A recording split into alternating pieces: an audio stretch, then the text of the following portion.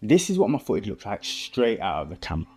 And this is what it looks like after I apply my grade. Same camera, same lighting, same shot. The only difference is the grade I put on top of it. Today, I'm giving that to you. I need to know everything, who and the what and the where, I need everything. Trust me, I hear what you're saying. This is my talking head grade, the look you see on this channel. It's got a coolness to it, it's a little bit moody, nothing over the top, but nothing that screams heavily edited. It's intentional while still feeling natural. And this is why I'm confident in sharing it, because I tested it on some S-Log3 stock footage, which was somebody else's footage, completely different conditions outside, and it still looked good, which means it's versatile, and that matters if I'm going to be sharing it with you. Now, there's two ways you can use this grade depending on how you edit. If you're in DaVinci Resolve, I built a full power grade with a node tree that you can drop straight in and then you can tweak it to your taste. Now, if you use Premiere Pro, CapCut, or pretty much any other editor, I've also exported it as a LUT file. Same look, plug it in, and you're done. Now, I'm going to walk you through both, but let's start with the camera settings because that's what makes this whole thing work.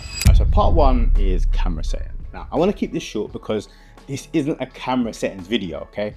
But you do need to understand one thing before we get into the grade. Otherwise, none of this will make any sense. I shoot in S-Log3. S-Log3 is Sony's flat color profile. And what it does is it captures as much information as possible from the scene, highlights, shadows, all of it, okay? And then stores it in a flat, washed out image that looks kind of terrible straight out of camera. And that's the point. The flatness is where the detail lives, all right? And color grading is the process of taking that flat image and shaping it into something that looks the way you want it to look, all right? Now, if you're shooting in a standard picture profile, like whatever your camera defaults to, this grade isn't really for that, but keep watching because maybe I can convince you to shoot in log. It isn't as scary as you think. In terms of my actual settings though, I shoot in S-Log3, 4K resolution. My ISO is at my base, which is 640 for my camera. Other cameras have a different base. My file format is Zavic S4K, and I keep my white balance at around 5500K at almost all of the time, okay? Finally, I keep my shutter speed at double my frame rate, and that's really it. Those are my constants. I'm not gonna go deeper than that in this video because settings can vary depending on your camera body. But if you would like a deeper dive on settings, let me know and I can make a future video about this. Right, that's the camera sorted. Now let's jump into DaVinci Resolve for some color grading. Part two, the power grade in DaVinci Resolve. First things first, color management, okay? So before you do anything else, make sure you head over to your project settings and make sure they're set up correctly. Now, I'm gonna walk you through mine. Here we go. So go to your file, project settings, and head over to color management. Now, I have my color science set to DaVinci YRGB, and then my timeline color space set to DaVinci WG/intermediate. Then for the outer color space, we're gonna end it with Rec 709 scene, okay?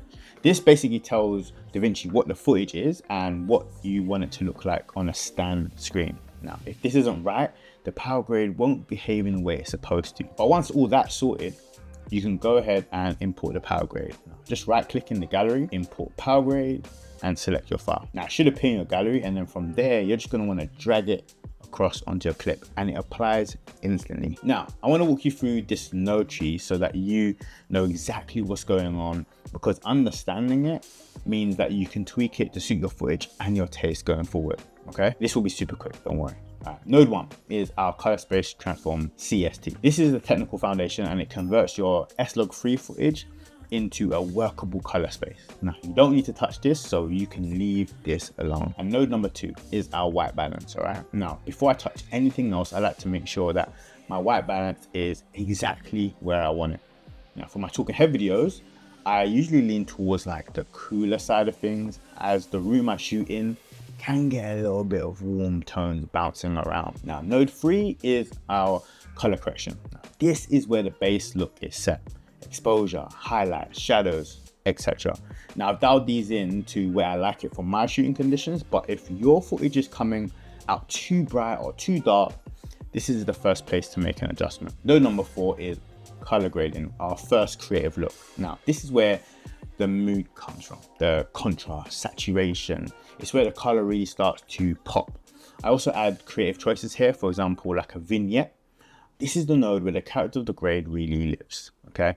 You can pull this back if you want something a little bit more neutral, or you can push it even further if you want it more stylized, like you can add grain, halation, all of those things. So feel free to tweak it. Node number 5 is our CST output node, okay?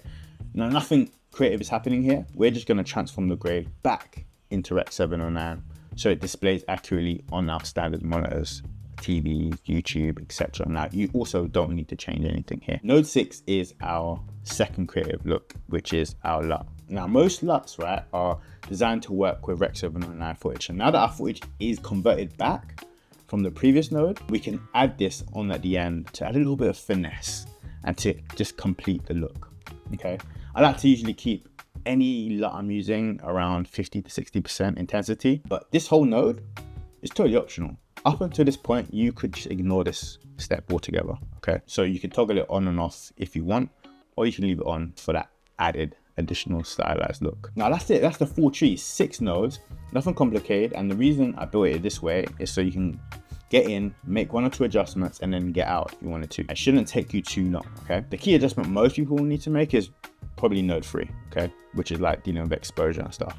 This is because everybody shoots a little bit differently with their settings. So dial this in first and then decide if you want to touch anything else. And most of the time, you might not even need to change anything at all, which is a good thing. All right, now for part 3, the LUT. Okay, now this is for anyone who wants a quicker, more hands-off approach, or who doesn't actually edit in DaVinci at all. But if you are editing in DaVinci, applying the LUT is even simpler than the Powergrade, okay? All you're gonna do is open your clip, right-click it, go to LUTs now, and navigate to where you saved the cube file. Click it, and it will apply it. That's it, that's literally all you gotta do. You won't have the individual control of the node tree that you get in the Powergrade, but the look will be there. Now, if you want to make any adjustments on top of that, what you can do is just add an extra node after the LUT and then tweak it from there, all right? Now, if you're not in DaVinci at all and you're working in Premiere Pro, CapCut, Final Cut, or any other editor that accepts cube files, the process essentially is the same. You're gonna import the LUT file into your editor, apply it on your clip, and then adjust the intensity to your taste, okay? Now, most editors have a LUT intensity slider, okay? I'd recommend starting at around 80 to 90% and seeing how your footage looks from there, rather than going straight to 100. But this LUT I've made is specifically made for flat footage. That's like S-Log, C-Log, whatever your camera's flat picture profile is, it's made for that. So if you're shooting in a standard picture profile, it will still work, but then you're gonna have to dial the intensity way, way down, okay? Maybe 30, 40, 50%.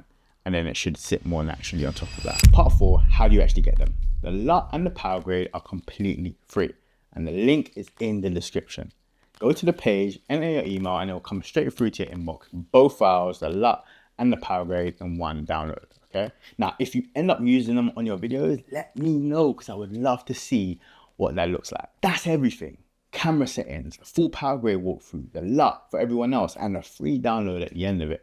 If you want me to go deeper on the camera side of things, like my Sony setup, how I expose for S-Log, let me know and I'll make a future video covering those settings. If you found this helpful, I'd appreciate it like crazy if you drop that like, hype, and subscribe if you haven't already.